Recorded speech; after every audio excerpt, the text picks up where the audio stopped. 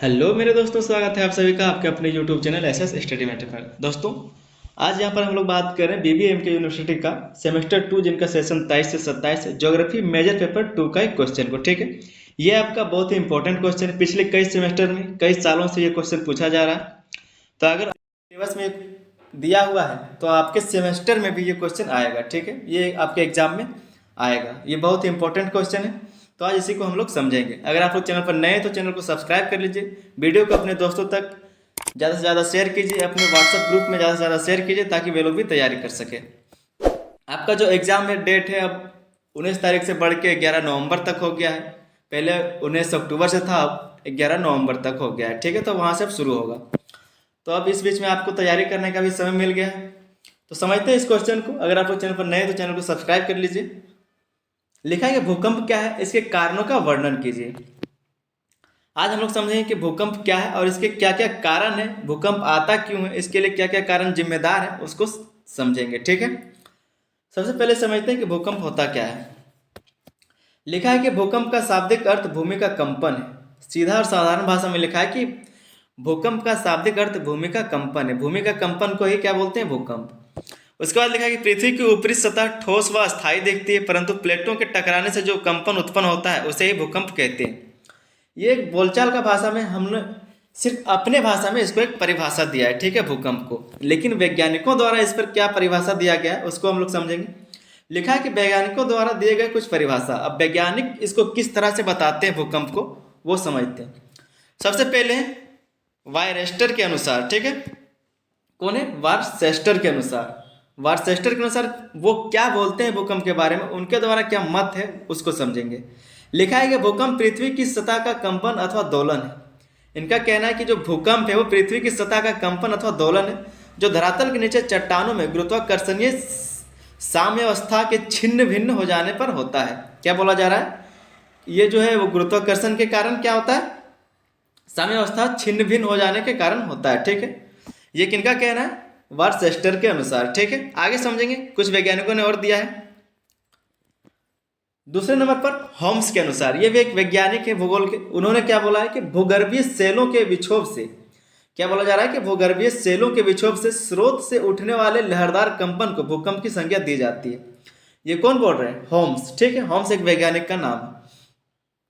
तीसरा में समझते हैं, लिखा है सेल्सबरी के अनुसार। इनका क्या कहना है कि भूकंप धरातल का कंपन है जो मानव से असंबंधित क्रियाओं के फलस्वरूप होते हैं। इनका कहना है कि भूकंप एक धरातल का कंपन है जिसमें मानव का कोई संबंध नहीं होता। ठीक है, मानव के असंबंधित क्रियाओं के फलस्वरूप होते हैं।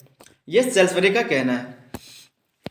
अब हम लोग देखेंगे भूकंप के क्या क्या कारण है, भूकंप आता क्यों है। लिखा है कि भूकंप के कारण समझेंगे।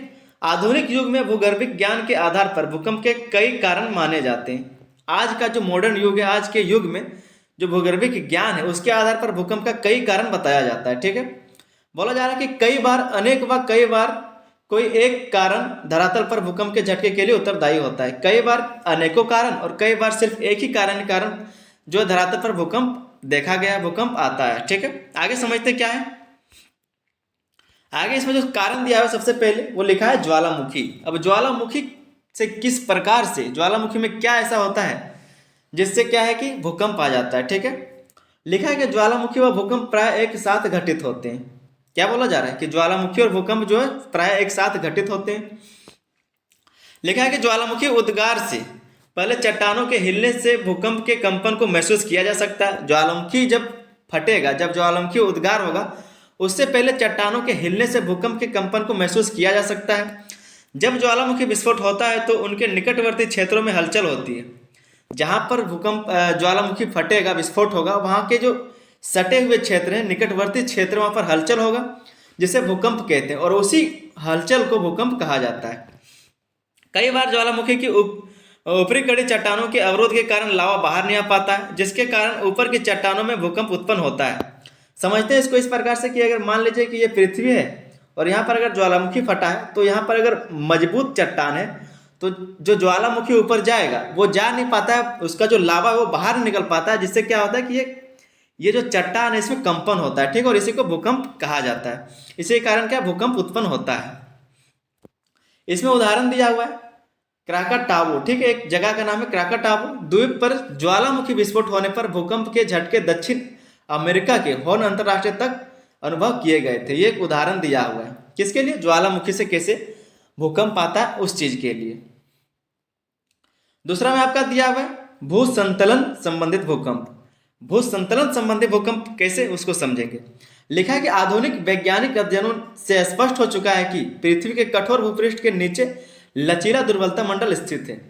आज का जो वैज्ञानिक है इनके द्वारा यह स्पष्ट हो चुका है कि जो पृथ्वी का जो कठोर भूपृष्ठ है उसके नीचे एक दुर्बलता मंडल, इसको हम लोग लावा बोलते हैं, मैग्मा बोलते हैं, वो स्थित है, जिसके ऊपर हमारा जो प्लेट स्थित है, ठीक है। उसके बाद लिखा है कि प्लेटें इस दुर्बलता मंडल पर चलायमान होते हैं, जिसके आपस में टकराने घर्षण होने के कारण भूकंप का अनुभव होता है।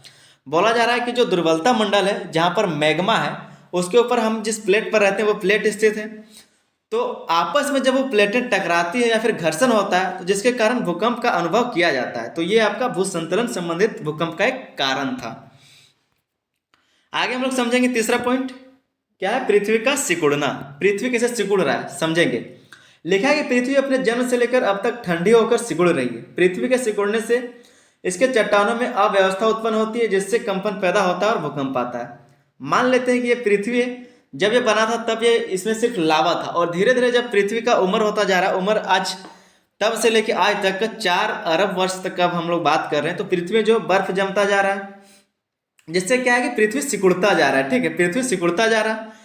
इसके कारण क्या है, चट्टानों में जो है अव्यवस्था उत्पन्न हो जा रहा है। जो चट्टान है उसमें वो व्यवस्थित नहीं हो पा रहा, वो अव्यवस्था उसमें उत्पन्न हो जा रहा है, जिसके कारण क्या है वहां पर कंपन होता है, और कंपन के कारण ही क्या है भूकंप आता है। तो ये एक कारण है पृथ्वी का सिकुड़ना भी। चौथा है बलन तथा भ्रंश। अब बलन तथा भ्रंश इसका मतलब क्या है, लिखा है कि बलन तथा भ्रंश का संबंध क्रमशः संपीड़न तथा तनाव से है। संपीड़न तथा तनाव से मतलब खिंचाव और दबाव से है, ठीक है, खिंचाव और फैलाव से, जिससे चट्टानों में हलचल होती है और भूकंप आते हैं। बलन तथा भ्रंश का मतलब क्या है कि बलन तथा भ्रंश जो है उसका संबंध क्रमशः संपीड़न तथा तनाव से है, जिससे चट्टानों में हलचल होती है और भूकंप आते हैं। आगे लिखा है कि वर्ष 1934 में बिहार का भूकंप, वर्ष 1934 में बिहार का एक भूकंप है जिसका बलन तथा भ्रंश का प्रकार का वो भूकंप था, ठीक है। आगे लिखा है कि वर्ष 1950 का असम का भूकंप तथा वर्ष 1991 में उत्तर काशी का भूकंप इसी प्रकार का भूकंप था, ठीक है। ये उदाहरण दिया गया है। इसमें आपका जो 5वां नंबर पर पॉइंट है क्या लिखा है कि प्रत्यास्थ प्रतिक्षेप और सिद्धांत, ठीक है, प्रत्यास्थ प्रतिक्षेप सिद्धांत। इसमें क्या होता है कि इस सिद्धांत का प्रतिपादन अमेरिका के प्रसिद्ध भूगर्भवेत्ता डॉक्टर SF रीड ने किया था। किसने किया था इस सिद्धांत का प्रतिपादन? अमेरिका के प्रसिद्ध भूगर्भवेत्ता है, भूवैज्ञानिक है, नाम है उनका डॉक्टर SF रीड ने इस सिद्धांत को प्रतिपादित किया था, जिस कारण इसे डॉक्टर SF रीड का सिद्धांत कहा जाता है। इसलिए इस सिद्धांत को डॉक्टर SF रीड का सिद्धांत भी कहा जाता है, ठीक है। इस सिद्धांत के अनुसार भूकंपों की यांत्रिक रचना सेलों के लचीलेपन पर निर्भर करती है। बताया जा रहा है कि जो ये सिद्धांत दिया गया इसके अनुसार भूकंपों का जो यांत्रिक रचना है वो सेलों के लचीलेपन पर निर्भर करता है। भूगर्भ की सेल रबड़ की तरह लचीली होती है। बताया जा रहा है कि जो भूगर्भ का सेल है वो रबड़ की तरह लचीला होता है। जब किसी स्थान पर तनाव बढ़ता है तो वे मुड़ जाती है, परंतु जब तनाव सेलों के लचीलेपन की सीमा से अधिक हो जाता है तो सेलें टूट जाती है और दो अलग अलग खंडों में विभाजित हो जाती है। बोला जा रहा है कि जो भूगर्भ के नीचे, जो धरती के नीचे प्लेटें हैं वो रबड़ की तरह लचीली होती हैं, इसके सिद्धांत के अनुसार, ठीक है। अगर इनमें दबाव पड़ता है या फिर तनाव बढ़ता है तो क्या होता है कि जो प्लेटें वो मुड़ जाती है, और अगर दबाव या तनाव जरूरत से ज़्यादा मतलब जितना सहने का क्षमता है आपका चट्टान का उससे अगर अधिक हो जाता है तो क्या होता है कि जो सेल है वो टूट जाता है और अलग अलग विखंडित हो जाता है, ठीक, अलग अलग विभाजित हो जाता है। जिससे क्या होता है कि विभाजन के कारण सेल के खंडों के बीच दरार पैदा हो जाती है और दरार के दोनों ओर के चट्टान विपरीत दिशा में खिसक जाते हैं। जिससे क्या होता है, खिंचाव के कारण दोनों चट्टानों में दरार पड़ जाता है और दोनों चट्टान एक दूसरे के विपरीत दिशा में खिसकने लगते हैं।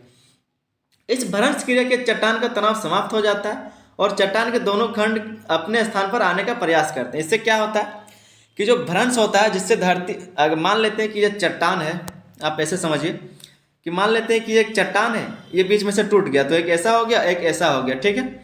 अब यहाँ पर जो धरती था, जो परपट्टी था, वो आके यहाँ पर बस जाएगा, धंस जाएगा, तो यहाँ पर जो भ्रंश बनेगा वही बताया जा रहा है कि दोनों चट्टान जो एक दूसरे के विपरीत खिसक जाता है और जो भ्रंश बनता है वो इसके नीचे आ जाता है। इससे क्या होता है, इसके बाद क्या होता है, लिखा है इस भ्रंश क्रिया के चट्टान का तनाव समाप्त हो जाता है और चट्टान एक दोनों दोनों खंड अपने स्थान पर आने का प्रयास करते हैं। फिर दोनों जो एक अपने स्थान पर आने का प्रयास करते हैं, जिसके परिणाम स्वरूप भूकंप उत्पन्न होता है। फिर जब दोनों अपने ओर आने का प्रयास करेगा तो इससे क्या होगा कि जो भ्रंश बना था वहां पर दबाव पड़ेगा और भूकंप उत्पन्न होगा, ठीक है। फिर छठा नंबर पर लिखा है, छठा पॉइंट है प्लेट विवर्तनिकी का सिद्धांत। अब जो प्लेट टेक्टोनिक है इससे कैसे होता है इसको समझेंगे। लिखा है कि ज्वालामुखी विस्फोट की भांति भूकंप भी मुख्यतः प्लेटों के किनारों पर ही अधिक आते हैं। बताया जा रहा है कि जो ज्वालामुखी विस्फोट है उसी की तरह भूकंप भी मुख्यतः प्लेटों के किनारे ही अधिक देखा जाता है, ठीक है, अधिक आता है। कम गहरे केंद्र वाले भूकंप लगभग सभी प्लेटों के किनारे पाए जाते हैं।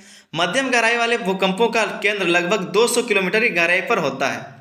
इस तरह के भूकंप महासागरीय खाइयों में मिलते हैं। इन क्षेत्रों में प्लेटें खाई के तल से 300 से 400 किलोमीटर नीचे चली जाती है। मध्यम गहराई वाले भूकंप तनाव अथवा संपीड़न से पैदा होते हैं, जबकि अधिक गहराई वाले भूकंप केवल संपीड़न से पैदा होते हैं।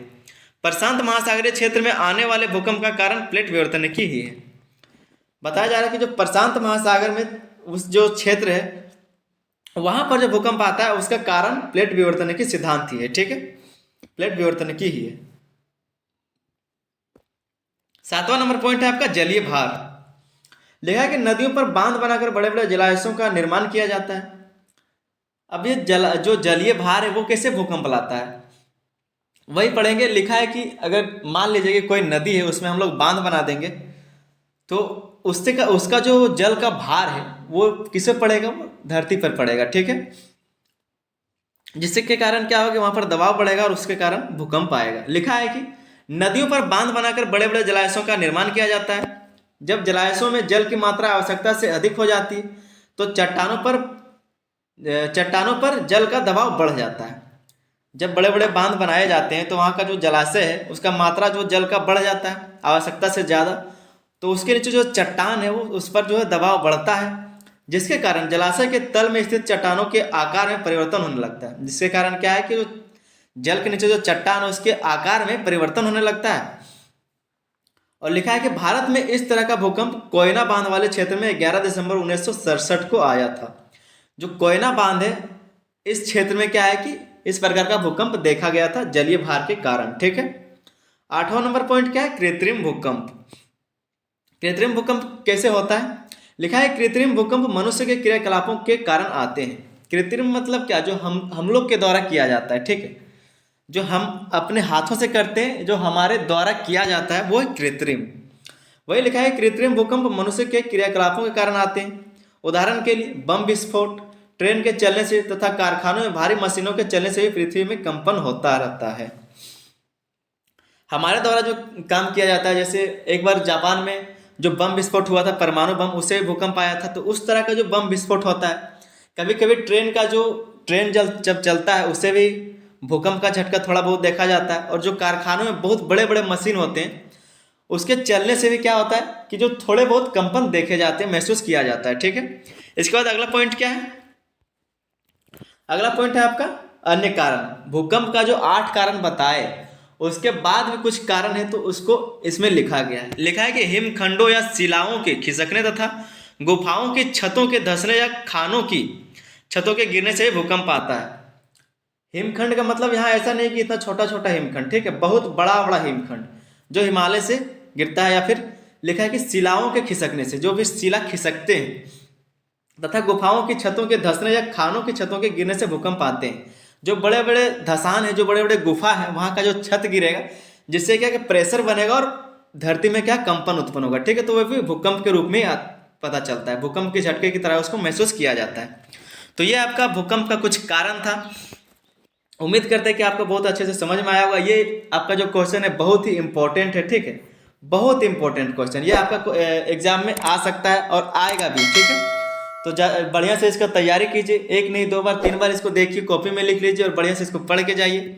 इसको अपने दोस्तों तक भी शेयर कीजिए ताकि वे लोग भी इस क्वेश्चन को पढ़ के जाए। ठीक है, मिलते हैं अगले वीडियो में, तब तक के लिए धन्यवाद। जय हिंद।